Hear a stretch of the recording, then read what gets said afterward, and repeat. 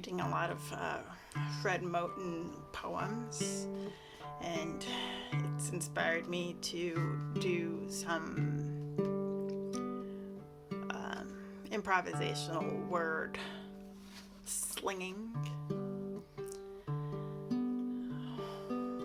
It's like a song. You just start going and then something will happen.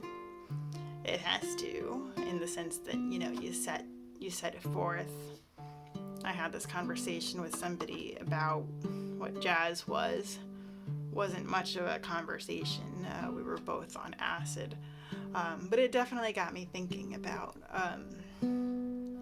is jazz just freedom and it can sound however you want? Or is it a mindset or a feeling like the aloha spirit where you kind of probably have it, but you could also not, and it doesn't matter?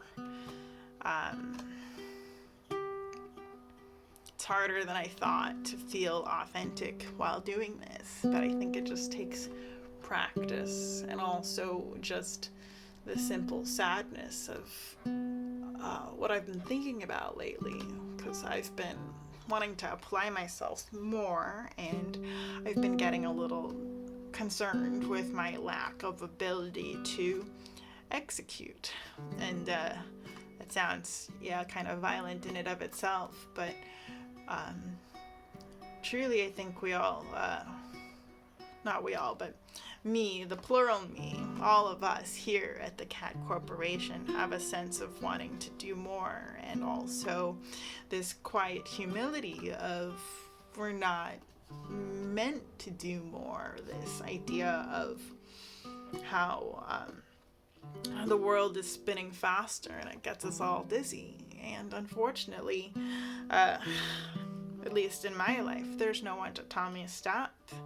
There's me, I suppose, and so I've been there saying, hello, you can stop whenever you want to, and I appreciate that. And it is interesting, this question of self-trust, where it's, I feel like the best that I can do, and at the same time, I'm critical, and I feel this echo in the back of my head, like, is it the best? And this is a question about potential. I think that one of my favorite sayings is that the best camera is the one that you have on you. And I think this about potential is the best thing that happens is the thing that actually happens. The old two birds in the hand, or in the bush rather, is worth more than... I already forgot this. Okay, so the idea is you have a bird in your hand because you're capturing birds with your hands, as you do.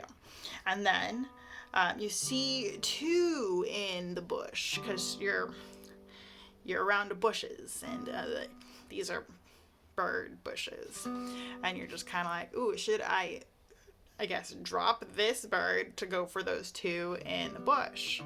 And I guess my question here is, could you just do a one-handed bush bird hunting situation? I don't think you can. I think that this is a two-hand job, and this idiom comes from this idea of there are people that are really tantalized by the idea of getting two birds. Because that would be nice. And if you have one in your hand, that's cool, but suddenly you see something over there. So maybe it's more of like a grass is greener kind of thing, where you're gonna have these other birds. They look prettier because maybe you're further away and you don't see up close how they are, where the bird in your hand is up close, and you're just kind of like, yeah, I don't think this is as cool as I thought it would be. So maybe part of the idiom comes from the level of desire, in that We want what we don't have. And so, especially if it seems like there's more of them elsewhere too. So maybe it's like that thing where sometimes something isn't expensive enough. So there are sometimes things that aren't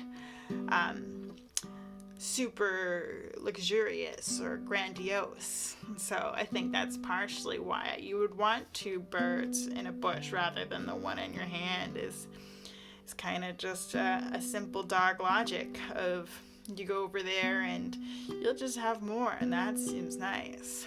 One of my favorite ideas is thinking about how the first beer tastes good, and more isn't always better. And so I think this with this odd idea of settling. I like this about John Cage, where he has these rules, and he talks about how sometimes it's good to trust a place for a while and to dig deep in one place. And so that's something that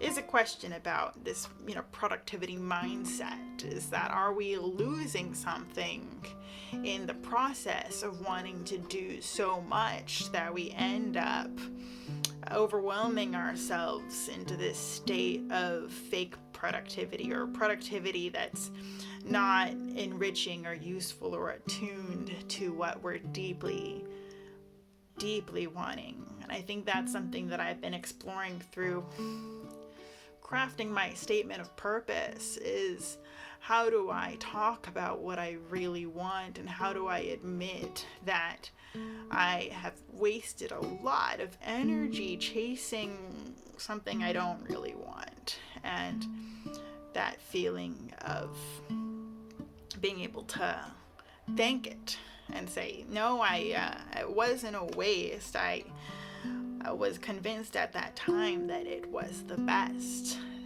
thing to do, and I will always want to do the best thing, and I will never know what I know in the future, because that's just not how accumulation works. So I didn't have what I wanted to have, or what I even thought or didn't think I could have. So that was a bit of some kind of word jazz for you today.